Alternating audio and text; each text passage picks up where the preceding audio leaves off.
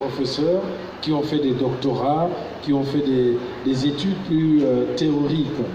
En réalité, le système américain vous appelle quand il a besoin de vous.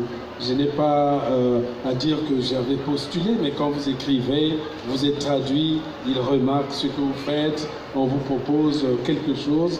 Et je pense que c'est ça qui a amené aux États-Unis des écrivains comme le Martiniquais Édouard Glissant ou la Guadeloupéenne Maryse Condé, ou encore même des Français comme Jacques Derrida, qui n'avaient pas de chaire de littérature en France, mais qui avaient une chaire de littérature aux États-Unis.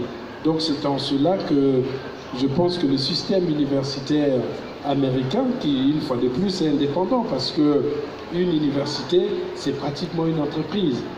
Elle n'attend pas forcément beaucoup l'aide de l'État ou de qui que ce soit. Ils ont des hôpitaux, elles ont des hôpitaux, des pharmacies, des équipes de basket, des équipes de football américain, des équipes de football classique, et puis aussi des équipes de recherche, ce qui donne une véritable palette. Et ça donne une certaine indépendance aussi au professeur qui va enseigner.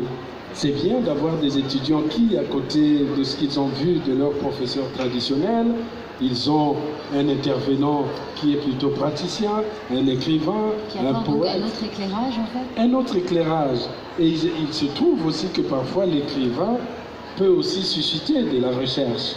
Les livres que nous écrivons peuvent aussi devenir pour nous des éléments de réflexion.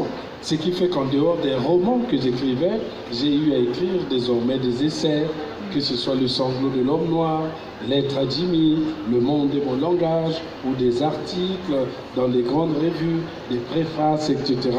Donc à côté de l'œuvre de création va s'ajouter un parcours de celui qui réfléchit sur son activité d'écriture.